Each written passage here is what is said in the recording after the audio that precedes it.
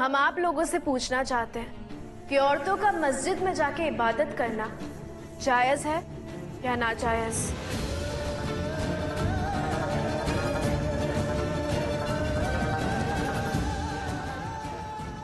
जी हाँ, जायज है।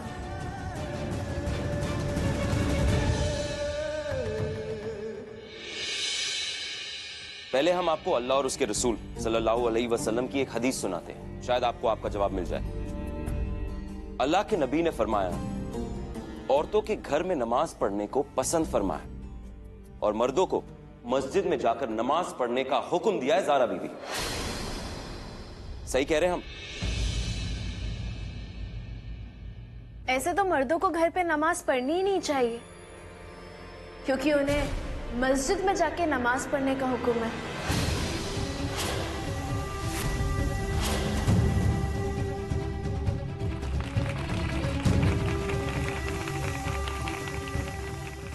हजरत इमाम अबू हनीफा, जिन्हें इंडियन सब कॉन्टिनेंट में ज्यादातर मुसलमान मानते हैं, फॉलो करते हैं, उन्होंने फरमाया कि औरतों की मस्जिद में आ जाने से माहौल खराब होने का अंदेशा है।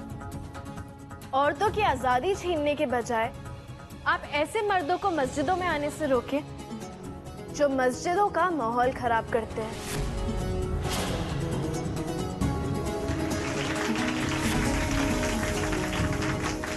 ये तब की बात है जब औरतें घर से सिर्फ मस्जिदों तक जाती थी। आजकल औरतें शॉपिंग मॉल, बाजार, स्टेडियम, हर एक ऐसी जगह जाती हैं जहां मर्द होते हैं, तो फिर मस्जिद क्यों नहीं जा सकती?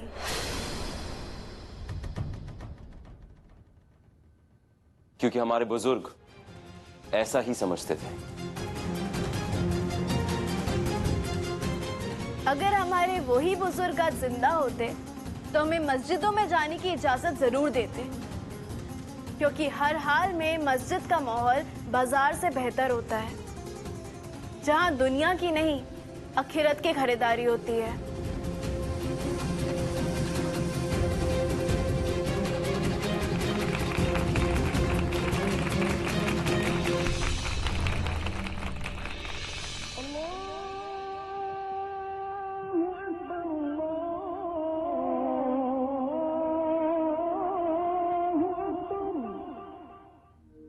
ख्वातीनो हजरात, ये बहस नमाज के बाद फिर शुरू होगी।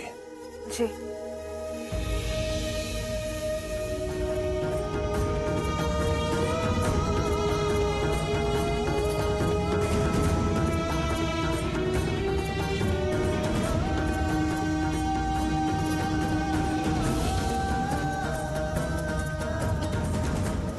आज आने में देर कैसे हो गई थी? क्या हार के डर से घर से बाहर निकलना नहीं हो रहा था? वैसे यही एक तरीका था जिससे तुम जीत सकते थे।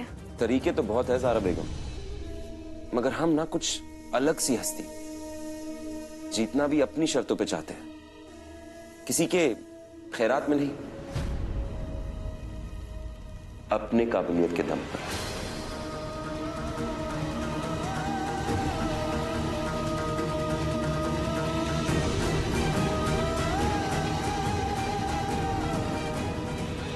वैसे मीठी मीठी बातें करना हमें पसंद तो नहीं है, लेकिन 50 लाख के लिए इंसान क्या क्या नहीं कर सकता।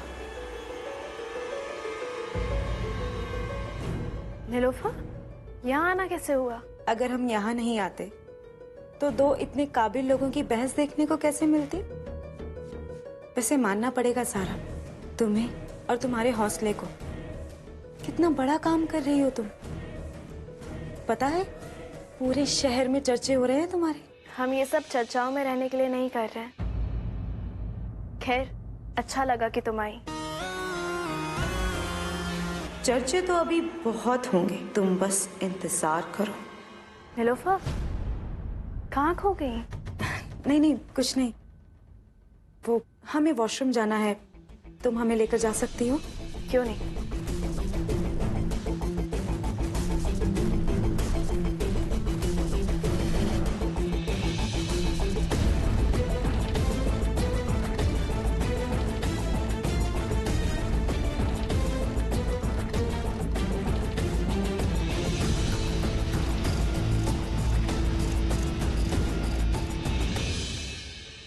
कबीर जी, आप ज़ारा का इंतजार कर रहे होंगे।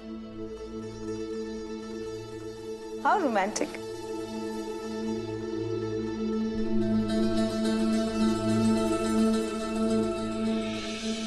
एक बीवी, एक बेटी, एक बहू से ज्यादा एक लीडर बनने का शौक पाल रही हो। जब तक ये डिबेट होगी ज़ारा, तुम यहाँ हम वहाँ, अलग अलग घरों में, अलग अलग छत में। तुम्हें नहीं लगता कल रात के लिए तुम्हें हमसे माफी मांग लेनी चाहिए? ऐसे कितने कल अगर हम तुम्हें गिनाने बैठ जाए ना ज़ारा, तो तुम्हारी सारी उम्र निकल जाएगी माफी मांगते मांगते। कबीर, आज कुछ भी फैसला हो, हमसे वादा करो कि इस फैसले का असर हमारी जिंदगी पर नहीं आएगा।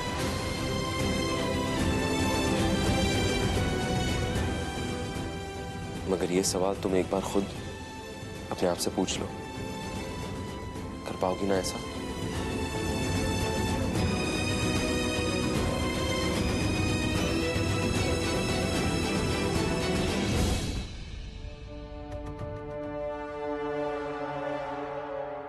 हम वादा करते हैं कि हालात कैसे भी हो, कोई कुछ भी कहे, किसी को अच्छा लगे या बुरा, हम हर हाल में तुम्हारे साथ हैं और रहेंगे।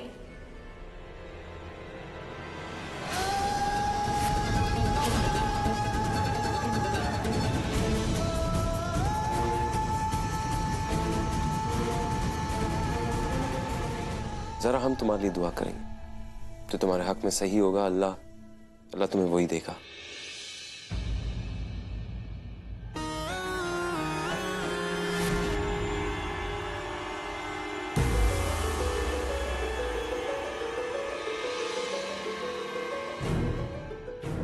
बहुत बहादुर है आपकी बीवी, और उनकी सोच भी बहुत अच्छी है।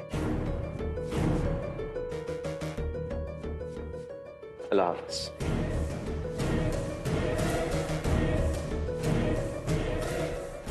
अरे वाह कबीर साहब, आप तो मशहूर हो गए ज़ारा की वजह से।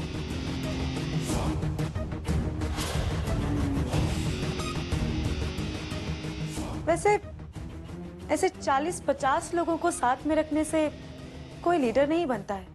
लीडर तो वो होता है जिसकी सोच को लोग सलाम करें, जैसे कि आपकी।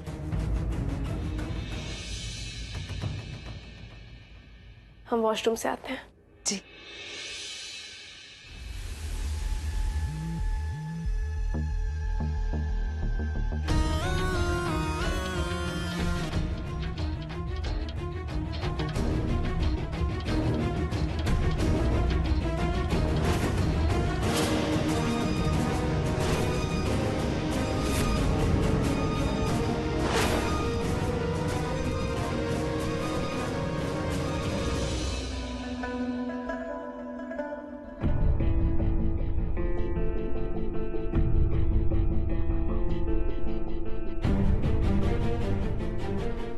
डिबेट शुरू करें?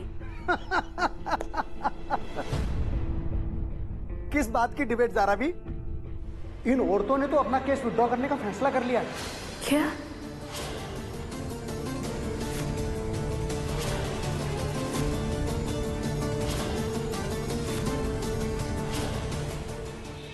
आप इन्हीं से पूछ लो। देखिए ज़ारा बीबी, आप हमें गलत मत समझिएगा, लेकिन इस केस में एक हस्बैंड और एक वाइफ एक दूसरे के सामने हैं। पर हमें ऐसा लगता है कि हालात चाहे कुछ भी हो, पर एक बीवी अपने शौहर के खिलाफ नहीं जा सकती। हमें नादान मत समझिएगा ज़ारा बीबी, हम सब जानते हैं सारे बहस के बाद फैसला तो कबीर मियाँ के हक में ही होगा। आप लोग शायद ये भूल रही हैं कि हम और कबीर यहाँ मियाँ बीवी की हैसियत से नहीं, बल्कि बोर्ड के मेंबर होने की हैसियत से बहस कर रहे हैं। देखिए, शरिया बोर्ड के बाहर भी तो एक दुनिया है जहां आप दोनों मियाँ बीवी हैं, और मियाँ बीवी तो एक दूसरे के मसलों को हल करते ही हैं। इसलिए हम ये नहीं चाहते कि आप हमारे केस की पैरवी करें।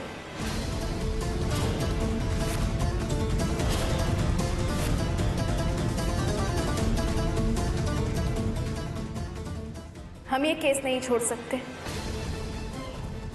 यहाँ सवाल सिर्फ आपका नहीं है, बल्कि हमारा, इनका, उनका और इस शहर की हर उस औरत के हक का सवाल है जिसे मस्जिद में जाने की इजाजत नहीं दी जाती है। तो फिर ठीक है, आपको हमें यकीन दिलाना होगा कि आप हमारे लिए, हमारे शहर की हर औरत के लिए इस केस के खत्म होने तक अपने शौहर से दूर रहेंगे।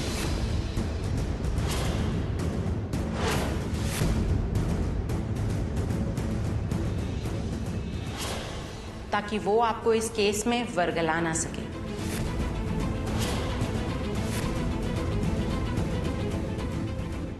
मोहतरमा, मियाँ बीवी के मसले हल नहीं करने आए, बाकायदा हम एक बहुत ही अहम मुद्दे पर बहस करने आए।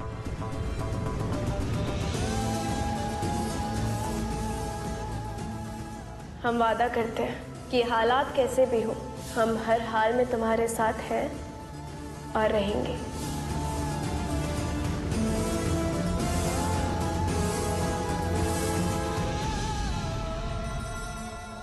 ठीक है, कबीर और ज़ारा मियाँ बीवी नहीं रहे।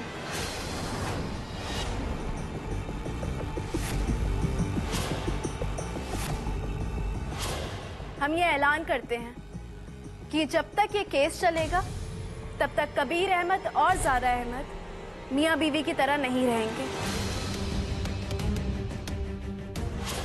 आज कुछ भी फैसला हो, हमसे वादा करो कि इस फैसले का असर हमारी जिंदगी पर नहीं आएगा। कबीर अहमद और ज़ारा अहमद ना ही एक दूसरे के साथ रहेंगे, ना ही एक दूसरे से बात करेंगे और ना ही मिलेंगे। सिर्फ शरिया बोर्ड की मीटिंग में ही मिला करेंगे।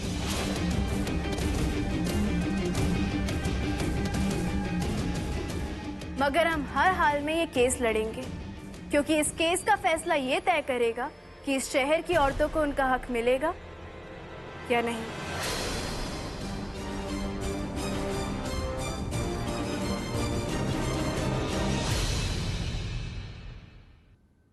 शुरू कीजिए।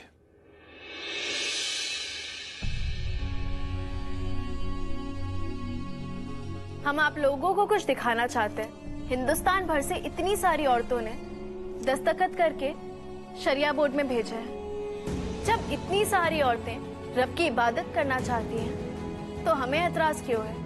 हम इजाजत क्यों नहीं दे सकते?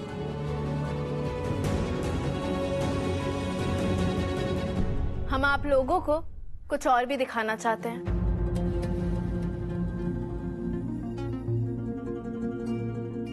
ये देखिए, मस्जिद में जाकर नमाज पढ़ना हमारा दीनी हक है।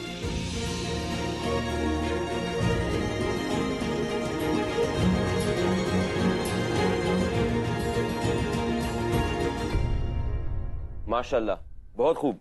मगर हम आप सबको अल्लाह और उसके रसूल सल्लल्लाहु अलैहि वसल्लम की एक और हदीस सुनाना चाहते हैं। एक बार एक औरत हमारे नबी के पास आई और उसने कहा, ऐ अल्लाह के नबी, ऐ मेरे रसूल अल्लाह, मैं आपके साथ अल्लाह की इबादत करना चाहती हूँ। हमारे नबी ने फरमाया कि मुझे मालूम है कि तुम्हें मेरे साथ अल्लाह की इबादत करना पसंद है, लेकिन हमारे साथ इस मस्जिद में इबादत करने से बेहतर यह होगा कि तुम अपने लोगों के साथ अपने मोहल्ले के मस्जिद में जाकर इबादत करो। हमारे रसूल फरमा रहे कि सबसे अच्छा यह होगा कि तुम घर में जाके इबादत करो। इसके बाद भी हम आप सबसे पूछते हैं, क्या कोई ऐसी दलील बाकी है जो इन औरतों को मस्जिद में ले जाने की हिमायत करे?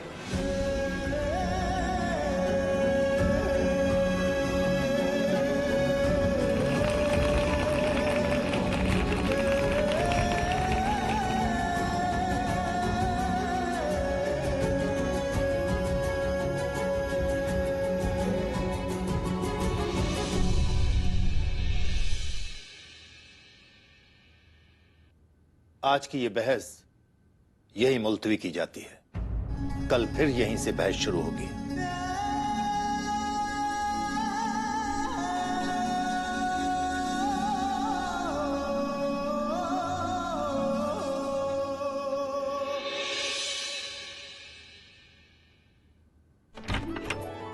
सलमा बहन, अस्सलाम वालेकुम। वालेकुम अस्सलाम। वालेकुम अस्सलाम। कैसी हैं आप? जी बहुत बढ़िया। यूँ अचानक बुलाने के लिए माफी चाहते हैं हम आपसे। अरे कोई नहीं सलमा बहन, देखिए आपके बुलावे पर सब लोग आ गए। आपके हाथों का इफ्तार कोई नहीं छोड़ना चाहता। जी शुक्रिया शुक्रिया। अस्सलाम वालेकुम। कैसी हो बेटा? अल्हम्दुलिल्लाह। आयशा बहन, दरअसल हमने ज़ारा और कबीर को बताया नहीं कि आप सब यहाँ पे इफ्तार के लिए आए। हमने सोचा कि इफ्तार के बाद ज़ारा आप ही के साथ घर वापस चली जाएगी। आप फिक्र मत कीजिए सलमा बहन, जाते वक्त हम अपनी ज़ारा को साथ ही लेकर जाएंगे। अम्मी, ये सरप्राइज भाई और भाभी को कितना अच्छा लगेगा ना? बहुत अच्छा लगेगा।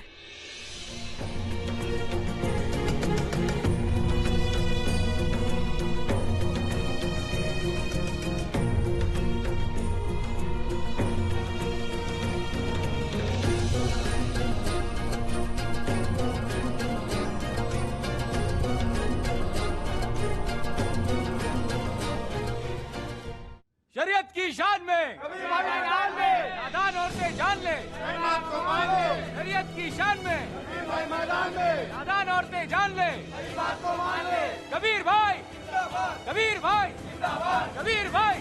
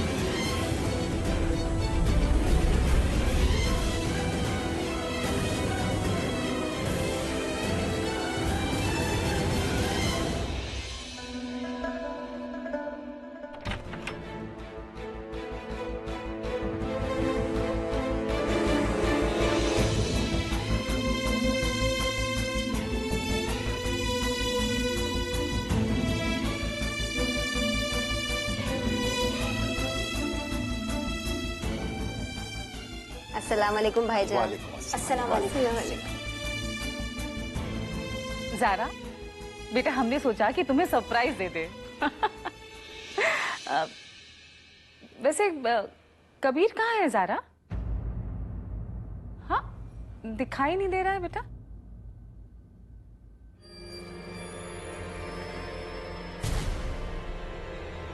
कबीर नहीं है।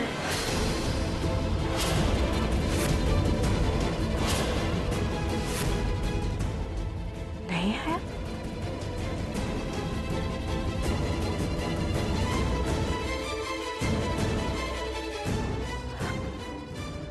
पर बेटा क्यों नहीं आया?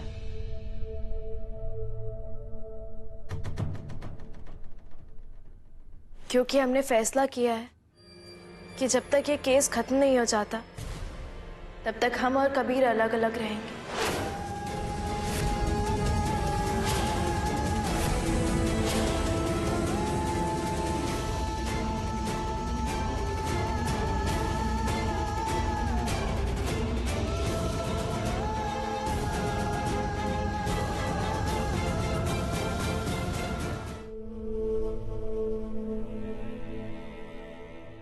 तुम्हें ये सब नहीं करना चाहिए था ज़ारा। कोई अपने हाथों से बदकिस्मती के दरवाजे खोलता है क्या? हमें तुमसे इस नासमझी की उम्मीद बिल्कुल नहीं थी।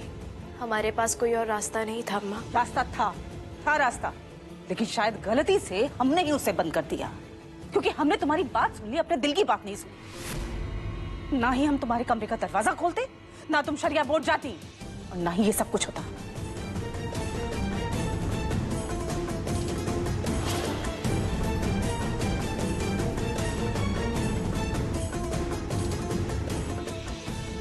सब कुछ आपकी आंखों के सामने होता रहा और आपने रोका तक नहीं।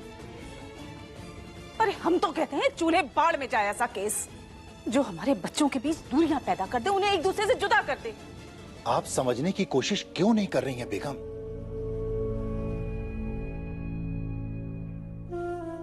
हमारी ज़ारा बेटी की इसमें कोई भी गलती नहीं है। शरिया बोर्ड में हालात ही कुछ ऐसे हो गए थे। अगर इसकी जगह हम भी वहां होते तो शायद वही करते जो कुछ ज़ारा ने किया है। वैसे भी बेगम ये केस 1-2 दिन में खत्म हो जाएगा। तब तक आप अपनी बेटी के यहाँ रहने की खुशियां मनाइए। हमारी बेटी दामाद के रिश्ते के बीच दूरियां बढ़ रही हैं, खटास पैदा हो रही है और आप कह रहे हैं कि खुशियां मनाओ। सलमा बहन, अगर आपकी इजाजत हो तो हम कुछ कहें। जी। सलमा बहन, हमें लगता है कि आप कुछ ज्यादा ही सोच रही हैं। हमें ज़ारा पर पूरा भरोसा है, वो अपना केस और अपना रिश्ता दोनों संभाल लेगी।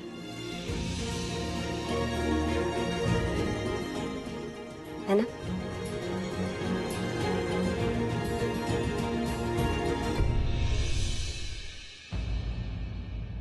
अम्मा, अब हम पहले वाले ज़ारा कभी की नहीं है। हमारा रिश्ता बहुत मजबूत है और ऐसे मजबूत रिश्ते को ना कोई मामूली सा केस नहीं तोड़ सकता।